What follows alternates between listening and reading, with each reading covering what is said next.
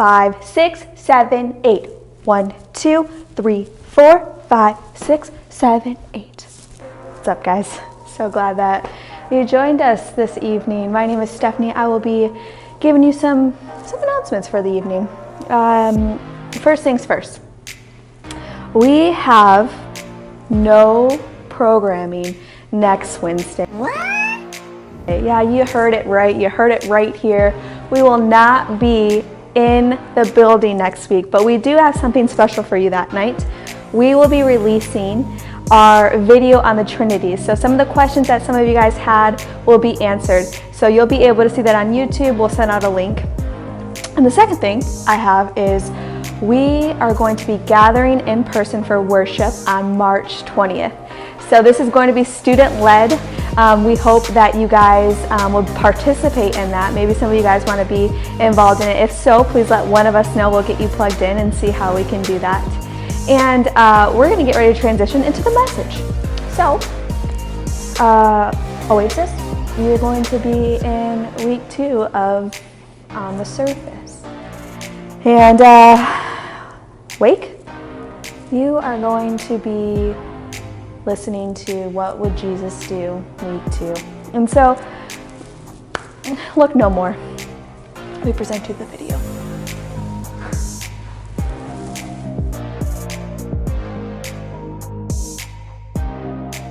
Well, hey gang, if we haven't met before, my name is Shanna, and I'm actually one of the directors here at Oasis. And I'm here with you for week 2 of our series On the Surface, where we're looking at the life of King David. And last week, we talked about when God chose him to be the next king of Israel. Others overlooked David because on the surface, he wasn't a person of high position or standing. He was just a shepherd boy, one of the youngest in his family, and honestly just didn't seem like typical king material. But God saw something that no one else could see. The Lord chose David because of his heart, not because of what was on the surface. And as we learned last week, God cares about our heart. When we have our minds set on God, he will use us in a mighty way. And this week, we're looking at what I think is one of the most well-known events in David's life. He needed a lot of courage and bravery, and the odds were really, really stacked up against him, and he needed strength that could only come from God to overcome this giant of an obstacle. David truly needed bravery in this moment of history. But before we get into that, I want to ask you, when you think of a story of someone having bravery, what do you think of? A couple examples that I think of are Malala and Jackie Robinson. Maybe you've heard of them, maybe you haven't. But these people, though on the surface seem very different, are both very important examples in our history of bravery. Jackie Robinson is known for being the first African-American baseball player in Major League Baseball. He faced a lot of pushback, though, and received a lot of hate from people telling him he didn't belong and that he wasn't good enough and that he would never make it. And then Malala is known for human rights advocacy, especially in regards to women receiving an education in her home region of Northwest Pakistan. The Taliban worked really hard to stop Malala. They even shot her because they believed that she was wrong and that women didn't deserve to receive an education, that they just weren't good enough. And both of these people, both Malala and Jackie, had the boldness to step into those hard moments and use their giftings to help change the world. I think these examples are especially cool to reflect on as we just celebrated Black History Month in February, and we are stepping into Women's History Month here in March. I want you to take a few minutes in group to talk about some examples of your own. It could be hero figures that you have admired throughout history, or maybe in movies, or someone you know. Maybe there's a teacher you really admire, or an aunt and uncle, something like that. But take a few minutes and talk about examples of people who have been brave.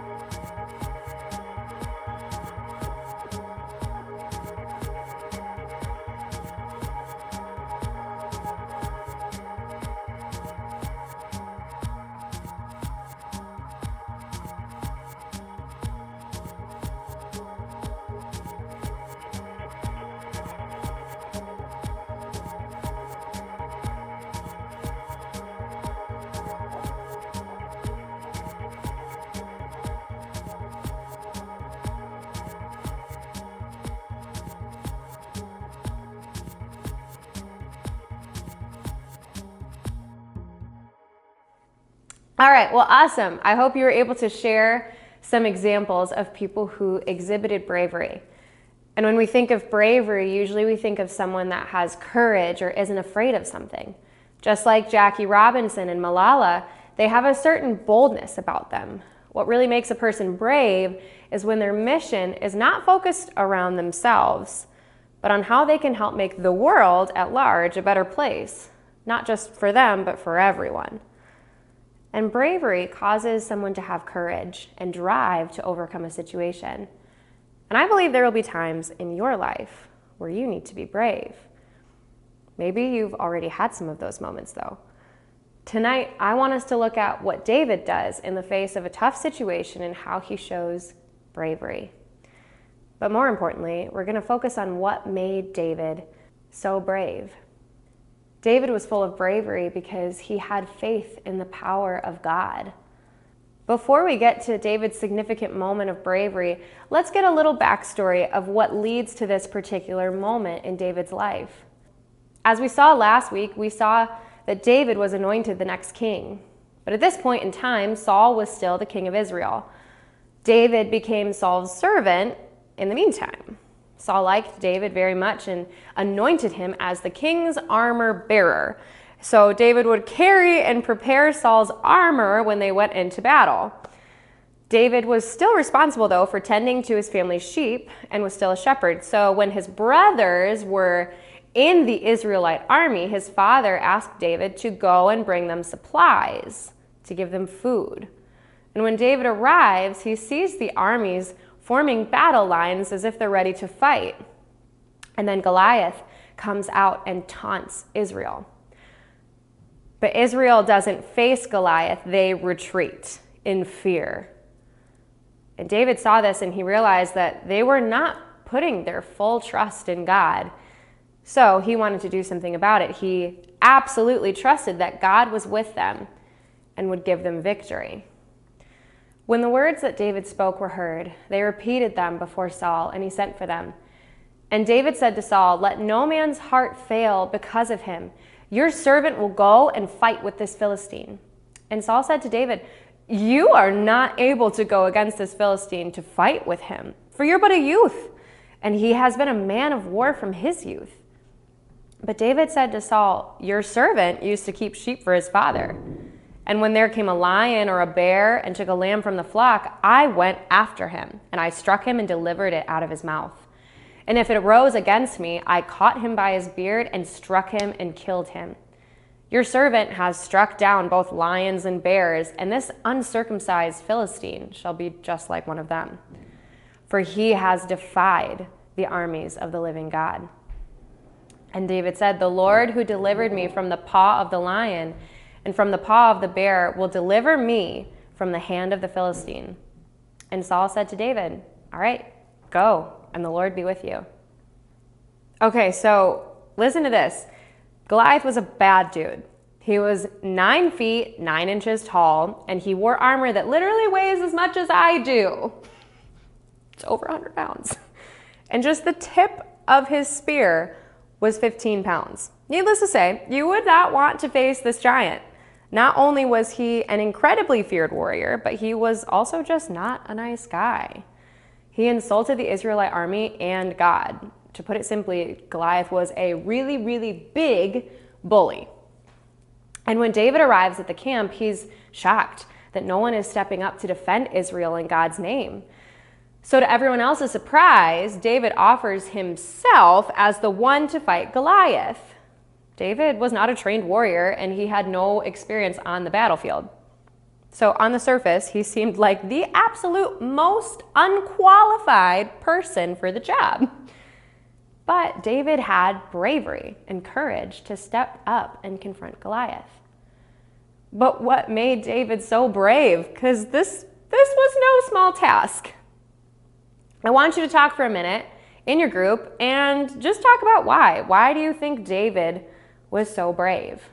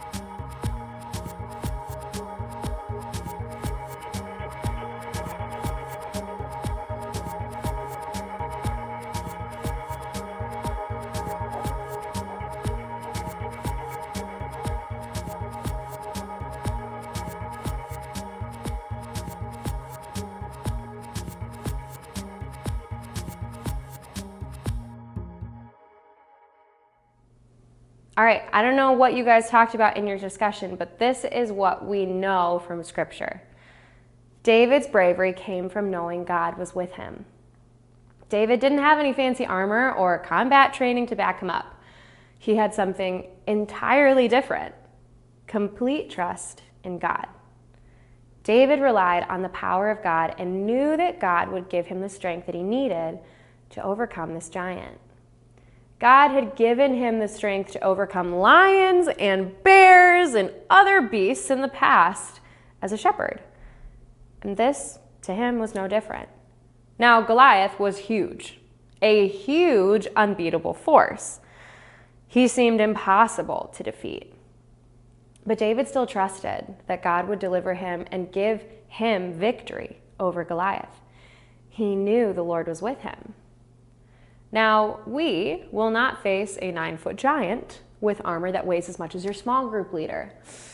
But we do have our own things in life that in our own strength would seem impossible to overcome. And maybe you're facing some giants in your own life right now. Maybe you're fearful of what your future might look like due to failing grades or uncertainty in a friendship, or maybe what's going on at home with your family. I don't know. Maybe you're facing anxiety and insecurities about yourself, and you're questioning your value and your purpose in life. Or maybe you're wrestling with what we call a habitual sin, something that you just can't quite seem to shake. You're struggling with a lot of pride, or maybe it's relentless and all-consuming anger, or maybe it's lust, and you're trying to control it through watching porn. Honestly, the list could go on and on and on. Well, first, I'm here to tell you that you're not alone. We all have struggles, and we all have brokenness that we need help with and that we have to deal with. And these things take bravery and courage to face. And believe it or not, all of us on staff and all of your small group leaders have struggled through overcoming these obstacles as well. And I say that because I know how difficult walking through these things alone can be, and how scary it can feel like to just say, maybe I'm the only one. I promise you're not. Whatever obstacle you're facing in your life, we'd love to come alongside of you and talk about it with you. And this is the most beautiful truth, that Christ gives us the courage to defeat the giants in our life. When we confront those difficult things or those giants, knowing that God is with us and that we can lay our struggles and our sins at the foot of the cross, we're given a sense of bravery and peace to face those giants. But that comes from trusting God. And in the same way, David showed bravery and courage while everyone around him did not, because he trusted in the power of God. He was willing to face Goliath in the name of God. And as we look back to the rest of Scripture, we see how God honored David's bold faith. So, David prevailed over the Philistine, meaning Goliath, with a sling and with a stone. And he struck the Philistine and killed him. There was no sword in the hand of David, so then David ran back and stood over the Philistine and took his sword and drew it out of its sheath and killed him and cut off his head with it. When the Philistines saw that their champion was dead, they fled. So David did not go out there with armor and a sword like most soldiers do. He went out with a sling and some stones. Maybe you've used a slingshot before. But just think about how crazy this is. Goliath had a heavy armor and a sword and years and years and years of experience. David had a sling and a couple stones and had killed some animals. I mean, really, who do you think would have won? But David trusted in the power of God to overcome, in full awareness of what he alone brought to the table. And through that, God allowed him to do great things. He gave him strength. And David knew that God was big enough to give him victory in a situation that he could otherwise not have done on his own. And the same is true for us. If we put God first and put our trust in him, he carries us through the obstacles that come against us. And we can be brave and we can have courage knowing that he's all powerful. We have nothing to fear or be afraid of, as David later writes in Psalm 27:1. The Lord is my light and my salvation. Whom shall I fear? The Lord is the stronghold of my life.